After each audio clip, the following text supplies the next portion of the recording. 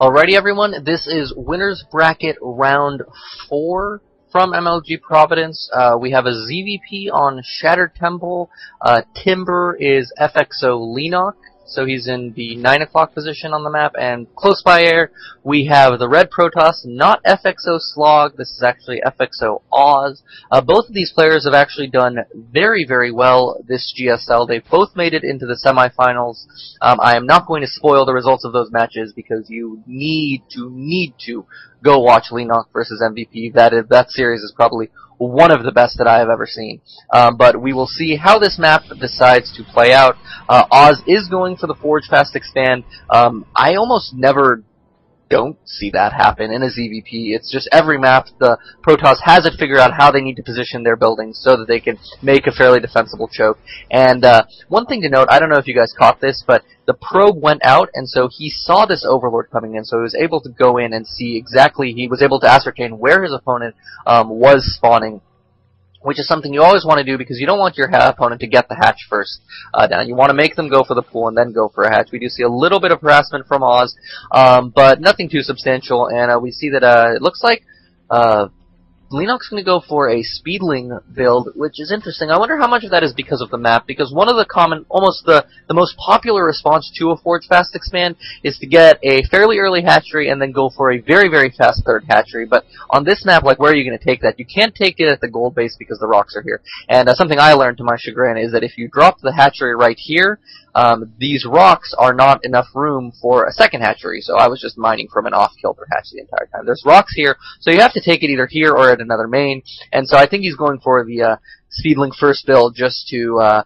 sort of give him the ability to have some potential for aggression. And I'm kind of curious to see that like why Oz, not Slog, decided to go for this Nexus first, because those Speedlings are going to be out fairly quickly. We see that the spawning pool is going to be done in 10 seconds. This Forge is going to be done in 40.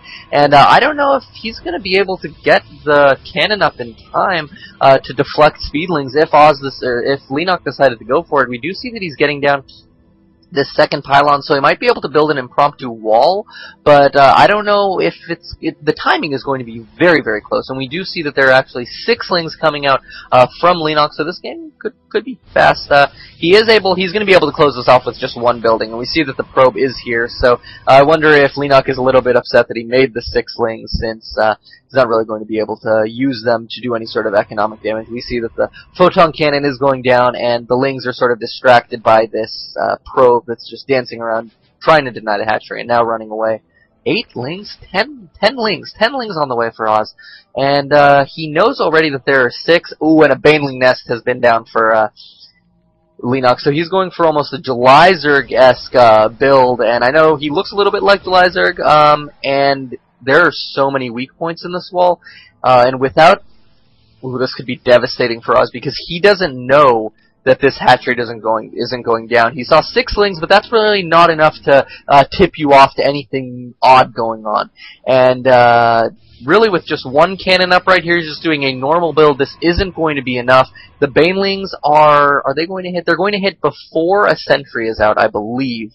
And we just see more and more Lings being built, 5 Banelings on the way into here. We see a second cannon going down, but these Banelings are just going to be able to take out the pylon, and then Lings are going to be able to be free to get into the main. We see backup pylons going down, but it just isn't going to be enough. The timing on this is just going to hit before Oz can get out the sentry that he needs to force field this off.